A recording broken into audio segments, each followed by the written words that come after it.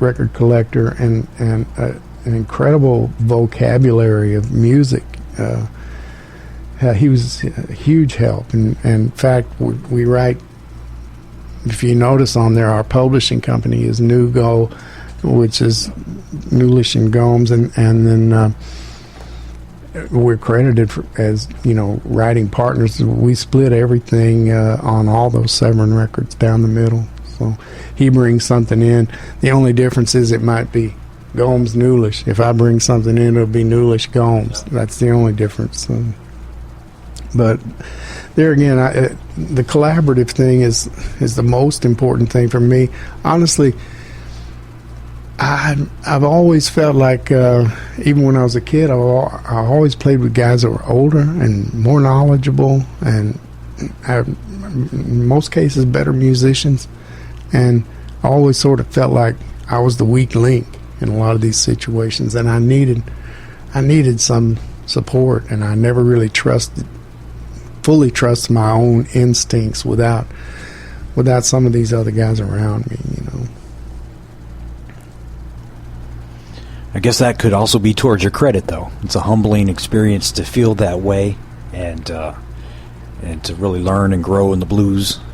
Yeah, I really came to a place where if you don't explore all what's out there, you're cheating your own self. You're cheating, you're shorting yourself. So keep those ears open and turn it into what you like to hear. Did you ever play any other instrument? Well, I've been pecking around on the guitar about as long as I can remember. If I could play any instrument, it would probably be the guitar. It's definitely a guitar world out there. But I have a bass and I have a piano, and I'm around music all the time. The best thing I play now is my iPod.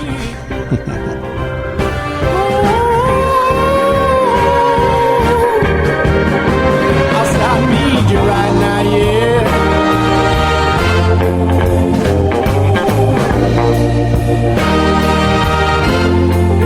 I found happiness when I found you.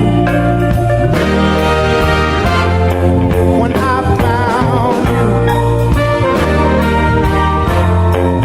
I found happiness, baby.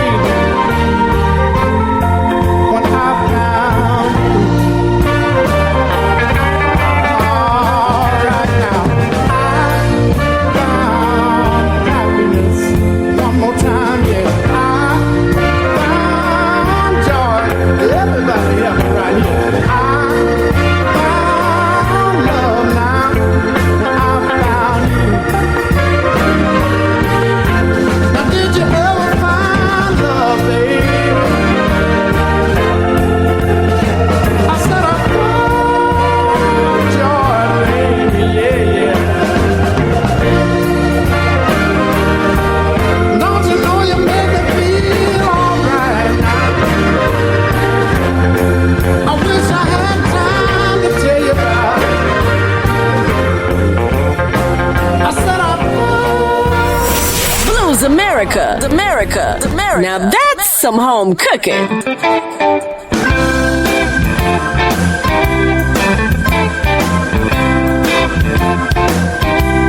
You push me when I'm falling, and you kick me when I'm down. I guess I missed my calling. I should have been a clown. How much more can I stand? You're pouring water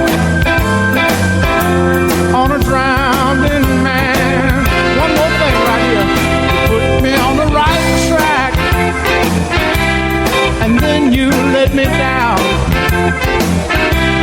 Stab me in the back every time I turn around.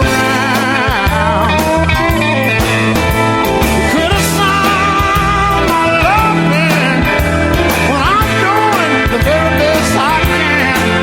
You're pouring water, I'm trying to tell you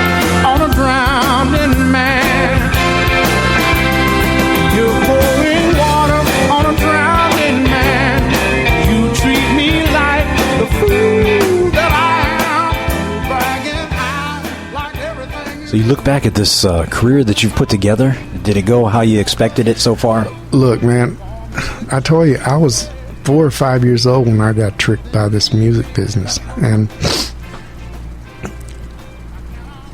I always thought, you know, I'm the son of a truck driver, and we grew up pretty much dirt poor.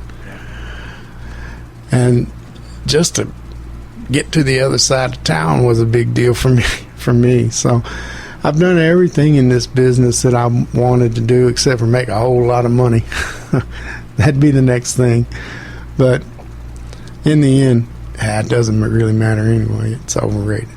So, but yeah, you know, I never really, I mean, in the back of my mind, you know, you're thinking about the American dream, go in the studio and make $1 million overnight, you know. Of course that was in the back of my mind, but in reality, a lot of times your vocation becomes you, if you know what I mean. And that's kind of what happened in my case. It was like I started out because I loved it and because I wanted to do it, and that's really where it's gone. I mean, on the way, I've played on 4 of 5 continents. I've been all around the world several times. Of course, every state in the United States. Like I said, I've done everything I wanted to do. Big, nice studios, met so many great artists, and played on shows with great people, and that's exactly what I wanted to do. And so I guess the answer to your question would be yes and no. So you live in the Boston area now. Do you play there locally? Do you have a house band there? No, nowadays it seems like the work comes from a lot of the suburb clubs. They have jams and whatnot, and they'll hire like a special guest, if you want to call it that. And so I do a few of those things, and then I'll put a show together once or twice a year on the guys that I pick, and other than that, I spend my time on the road with Cotton. So, do you have any young players ever come up to you and ask you for advice or anything like that? And if so, what do you tell the young guys? Marry well, and you know, no, I really, I don't know. I have had that happen in the past. It's not a real common thing, but if I was going to give anybody advice, I would say, you know, do what you love and do it as best as you can, because in the end, it's going to be there forever, and the money and all the fame and everything else is not. So when you make a record, be damn sure that it's what you want to say. Yeah. You know, that's my advice, I guess. The blues industry is a crazy world, and I'm sure that you have a crazy experience or a crazy blues story. There's so many of them. Well, this is a classic kind of a blues image. We were coming out of New Orleans. I guess we might have been on our way back to Dallas. I don't know, but we played down there so often I can't even remember what trip it was. But we used to travel in a Chevy van, and it was packed. I mean, just packed with 5-piece band and all our gear and luggage and everything. It was really packed. So we ended up with a flat tire on the one of the bridges coming in between New Orleans and Baton Rouge, and we had to unload the whole truck practically to get to the spare tire. And when we did get to the spare tire, I had put oversized tires on and whatnot, and the jack wouldn't jack the thing up high enough to take the flat tire off.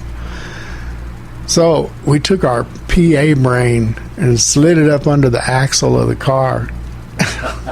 We used to use one of these old PVPA brains that was in a road case.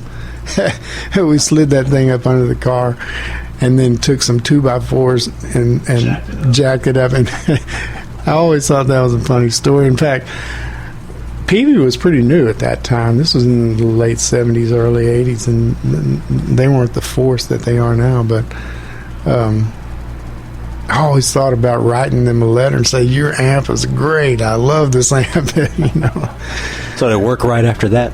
Yeah. Oh, it never phased it. We just kept right on going. Yeah, we changed the tire, loaded the truck up, and made the next show, and everything was fine. So. That's great. Hey, thanks for being on Blues America. Appreciate it.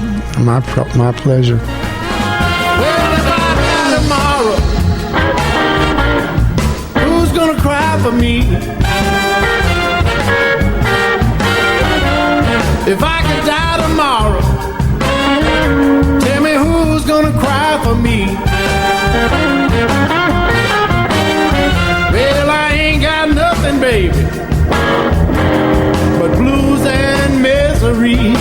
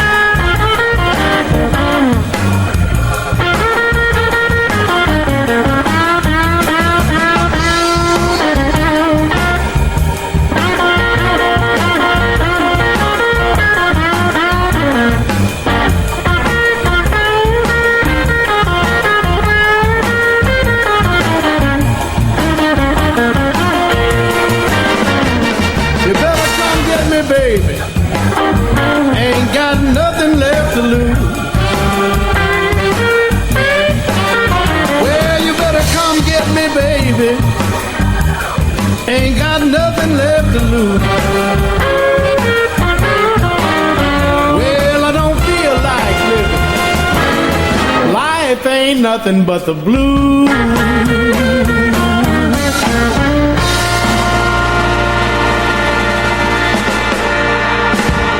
Got a black cat bone and a mojo too. It's Blues America.